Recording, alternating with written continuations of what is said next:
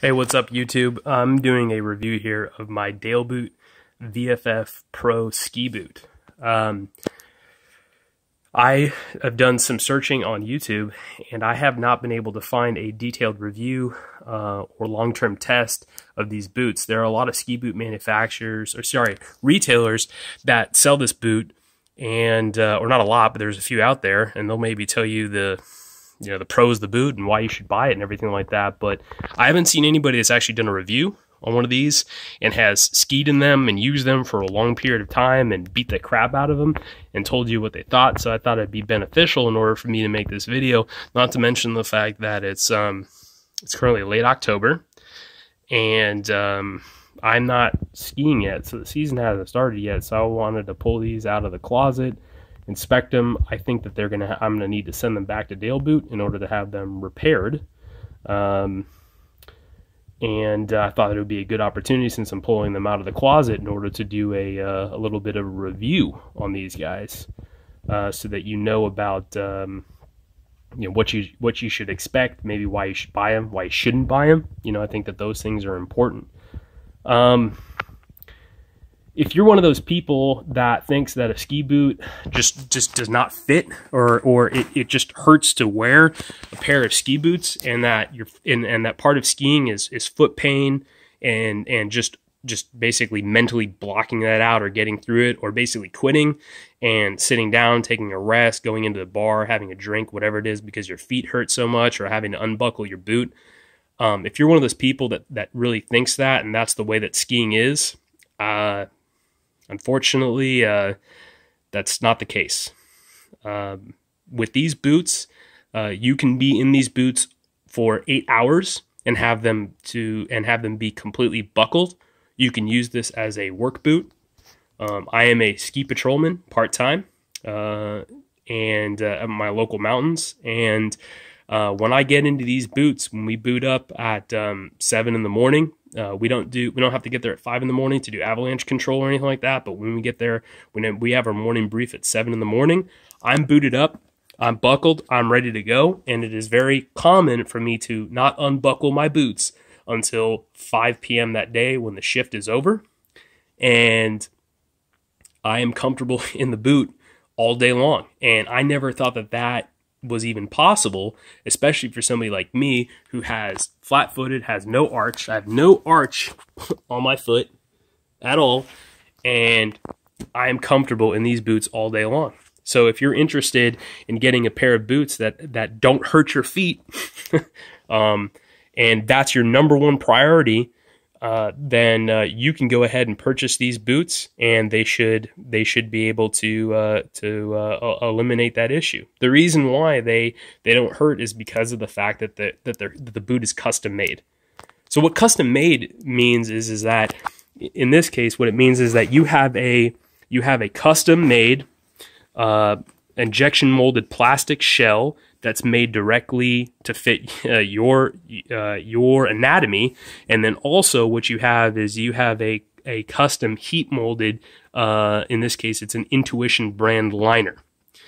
Okay, and because of the custom nature of both the shell and then also the liner, they can get a very precise fit for your foot that won't cause you the typical typical pain that's associated with wearing ski boots. For example, like pain on the side of the arch, pain on the bottom of the arch, and then pressure over the top of the foot, may be caused by an improper fit or over tightening. Yeah, it's basically an improper fit, and maybe you're trying to overcome that fit by really cinching up on this strap, and it's cutting blood flow onto the top of the foot. So, I mean, there's all these things there's all these issues associated with that are associated with a ski boot that doesn't fit you. And there's things you can try to do in order to compensate it, but usually what it ends up doing is it ends up causing the skier just a tremendous amount of discomfort. So a little bit about my history with Daleboot. Yeah, I was a skier. And I basically thought that ski boots hurt and that you needed to accept that. And then what ended up happening was somebody told me about Daleboot, said I should go check it out. And it so happened that in the week of Thanksgiving in March of 2012, so that's almost like 7 years ago, because this video was being filmed in late October 2019. So 7 years ago, I went into Daleboot, United States headquarters in Salt Lake City, and they fitted me for a boot. And what they did is they took measurements basically of my foot in both a standing and sitting position, took measurements of my calf and everything like that. There were all these measurements, and when you're there, Daleboot will provide you with a list of those measurements. They'll basically provide you a copy of the paperwork of all of the measurements that they take of your foot, ankle, calf, shin, geometry or anatomy, and they can provide that to you. And they use that in order to essentially custom make the shell. The shell took, let's see, November, December, January, February, March. It takes about 4 to 5, 5 months, I would say, to make. And then what is happening is that because I'm not a resident of Salt Lake City and I don't go there that often, Daleboot shipped the shell right after they had made it, and then also an unformed or an unfitted liner to a boot fitter that was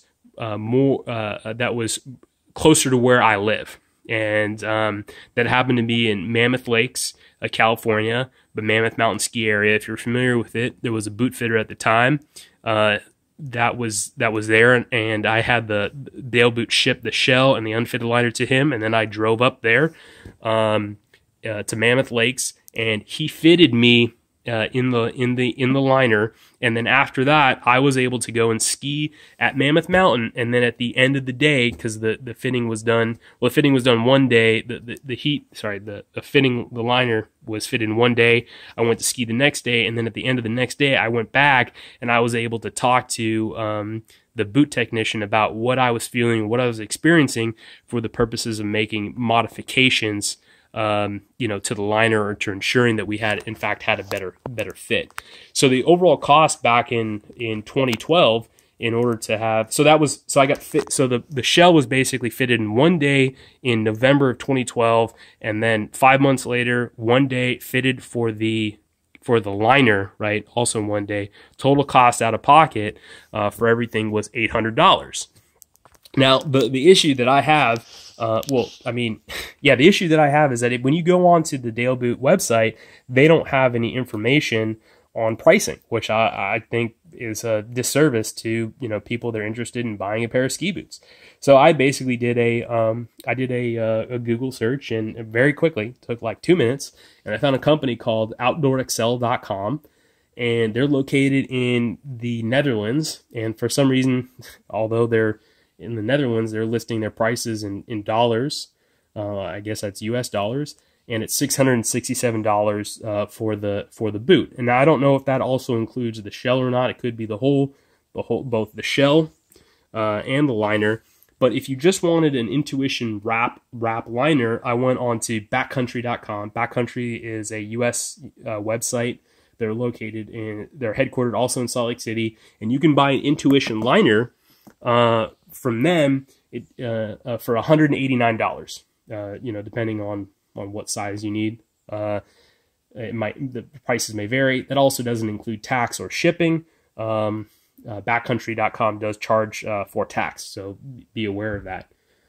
So I don't know that the price on the boots has changed all that much. I've heard of people spending over $1,000, $1,300, on a pair of off-the-shelf boots that have been modified for their foot. So if we're still talking about around the $800 price range or $900 price range, it may make sense if you have the time to wait and get a custom fit boot, as opposed to taking an off-the-shelf boot like a Lang or Technica or something like that, and then have a boot fitter make modifications in order to fit your foot. So you'd want to find out how much the boots cost and how much all those modifications would cost, and then weigh that against the cost of just having a full custom boot. Daleboot offers, right now I think they offer 3 models, or last time I checked, they offer 3 models. The VFF, which right here means variable forward flex. They have a VFF Pro, which is the next model up, which I think is a little bit stiffer of a boot. And then also they have, I think, that the ST, which is like their race boot, which I believe does not have a forward flex. And they have basically a cap that's at the back of the boot, back here. That essentially it's like a collar almost, and or a C, like a C collar, and holds on like this, and it pretty much locks the skier in that forward position. And the ST is designed essentially for somebody that's looking for a tremendous amount of stiffness, or somebody that's racing. They're looking for that type of stiffness, right?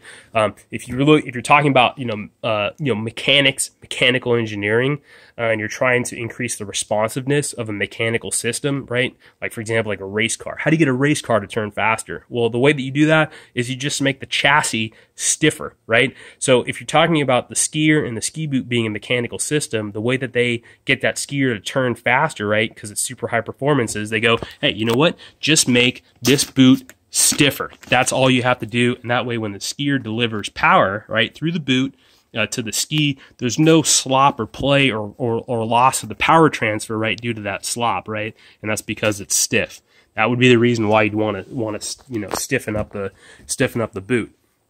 And it's very easy to stiffen up a ski boot, whether it's a Daleboot or whatever it is, and it's like just add rivets to the darn thing and make it more rigid.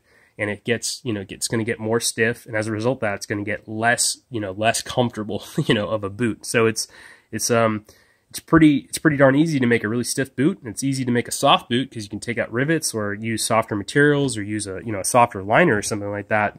But it's hard to make something that provides both a supple and firm support that also has give. And I think that the team at Daleboot has been able to do that. So I commend them for being able to do it. Product is made in the USA, and I believe that they also may have a facility in Europe, or at least they have fitters there. I don't know if they make them there, if that matters to you. If you're like, if you want to interested in buying American, if that's important to you, everything is made in their facility there. Some things about unique features about the boot is that, and I'm not a professional boot fitter. I'm just a regular guy, skier like you. So I don't know all the technical nuances of the boot. It's got a 3-buckle system, right? So there's a lot of ski boots out there. They have a 4th buckle. I don't know why. They add like an extra buckle like down here. I don't think it really does anything. This one basically has one that goes over, basically midway over the top of the foot. And then you've got another collar, another strap that basically goes over the ankle. Then you have a shin, like a shin type of strap. And then you have the power strap that goes over the calf, the shin, right? That provides additional stiffness. You have adjustability on your strap or your cable. So these come in different lengths. You can get different lengths from Daleboot, and you can swap these out. Sometimes it's easy, sometimes it's not easy to basically pop these out. It's hard for me to do it one-handed. I have another hand that's holding, not on a camera or anything like that. I'm just using my cell phone for this. And you have 3-position adjustability on the strap. You have, let's see here, you've got, let me count this, like 1, 2, 3, 4, you have 5-position adjustability here, and then you've got 1, 2, 3, 4 adjustability here on these two clasps. You have 5 here, but then also you've got adjustment in terms of the clasp can be turned, basically rotated, in order to rotated counterclockwise or clockwise to thread the clasp either in or thread it out, depending to get the length adjustment that you're in fact working for. You're going to have to spend some time as a skier and an owner of these boots in order to figure out what the level of adjustment and comfort is that suits you best. So it's not going to come right out of the box and totally be 100% comfortable. There's some tuning and adjustment that's required, so you have to be paying attention to how you feel and how the boot is set up in order to change these adjustments and figure out what in fact suits you. The boot comes with 2 different liner options. This is a wrap style liner. So you have one portion of the liner that is wrapped towards the inside that touches up against your shin, and then the other portion that comes out around that. So if you're somebody that really has a hard time or really finds very sensitive to shin bang or shin pressure, a wrap style liner could be something that would greatly benefit you. The other option of liner, Intuition liner, that that comes with these boots, or you can order the boot and discuss with this option with your boot fitter, is a tongue option. And that's where basically there's two halves of the liner that come together with a center tongue piece. So the center tongue piece sits up against your shin, and then the liner in fact wraps or it basically joins up against that tongue in order to keep your shin in place. I find that tongue style liner to be extremely uncomfortable. I'm a huge fan of the wrap style liner. You know, you should look at that and figure out what is best suits you. There is a walk or ski mode strap or clasp that's at the back here. Sorry for the camera shaking. So if you flip that up, that's your walk mode, and then you flip this down, and that is your ski mode. And all it is there's a strap that runs along, a cable that runs along it's like a horseshoe cable that runs along basically the spine of the boot back here, where your cab would be, and there's basically inside, if you were to take the liner out, there's a screw. You can adjust the screw by turning it clockwise or counterclockwise, and what it does is it basically creates tension on this strap here, so that when you go and flip it from walk mode to ski mode there, it creates a tremendous amount of tension back here, and that's going to add to the stiffness of the boot. And give you a different feel. So there is that adjustment that's there. And then the reason that it's called the reason it's called the VFF is because of variable forward flex, which means that the boot, according to Daleboot's website, is that basically the boot can has the ability to travel like 10 to I think it's capable of 10 to 18 degrees of forward of travel right there, and that's depending on how tight this strap is here. So there is a fair amount of adjustability. Another nice feature about the boot is the fact that you've got basically replaceable heel and toe pieces. So if you're somebody that has to get in and out of skis, walk on concrete, which is like horrible for your boot, or walk on asphalt or whatever it is, you can basically pop off these toe piece and heel piece or whatever it is, and you can in fact replace them. You have to contact Daleboot in order to get the replacements. Remember, these replacements are custom fit based on your boot. You can't just throw in any sort of cap and expect to be able to do it. Expect that it will work, especially if it's set up on your ski binding. So that's something that you need to be aware of. That's one of the features, is because of the fact that these boots are it's like essentially handmade, right, with injection molded pieces of plastic and other other machine components. You're right. Is that you can essentially, they are modular. You can build them or unbuild them the way that you need to in order to replace components as they wear out or break. I've taken a lot of parts off the boot for my personal use, and I've stored them in this Daleboot bag that they gave me. It's kind of like falling apart now, but this is in fact the boot bag right here. The other boot's stored on the other side. Sorry for all the camera shaking. I've had one of the problems of having a custom fit ski boot is the fact, or a custom boot and that's kind of a smaller brand, is that if you have a piece break or something like that, you have to go back to Daleboot and you have to get the part from them, because nobody else carries this stuff. You can't go to like a boot shop and say, hey, I've got a it's not like owning like a Solomon boot or something like that, or a head boot that everybody's got. You just go to some local ski shop or some shop that's at the base of your mountain that day skiing, and say, hey, I had something break my boot. Can you give me a replacement part? And the tech goes, oh yeah, we got that. And he goes in the back and he hands it to you, right? It's not the case. Very few people know about Daleboot, and they don't have spare parts that are available, on hand to do a direct, replacement, right? So, if you're somebody that needs to be able to repair the boot quickly and have all the parts available, well, you should probably stockpile your own little set of parts for things that commonly break, like cables. They sometimes break. You could probably ski on these for, I don't know, say like 100 days or so, and then expect these to stretch beyond their functional use, or in fact, they actually end up breaking right here at where the cable meets the basically the pre-bent like little metal horseshoe. Whatever you want to call it, it just basically breaks at that at that swage connection, right, where they, or the crimp connection, because it's just a single piece of cable and they crimp it, this horseshoe, you know, onto this cable, so it breaks there because it just wears out. I've had screws fall out here. This was a repair here. I've had these screws back out on me over here. I've been skiing these for, you know, 7 years now. So, I mean, these boots have been just, you know, beaten up through skiing and, you know, just hard charging and ski patrol and throwing them around the truck and everything. I mean, they keep going, but I mean, they take damage. Had a rivet that's basically the rivet head broke off there, snapped off there. Lost rivets here and here. So this boot is kind of getting a little sloppy, right? It needs repair. So I figured send them back to Daleboot, have them repaired.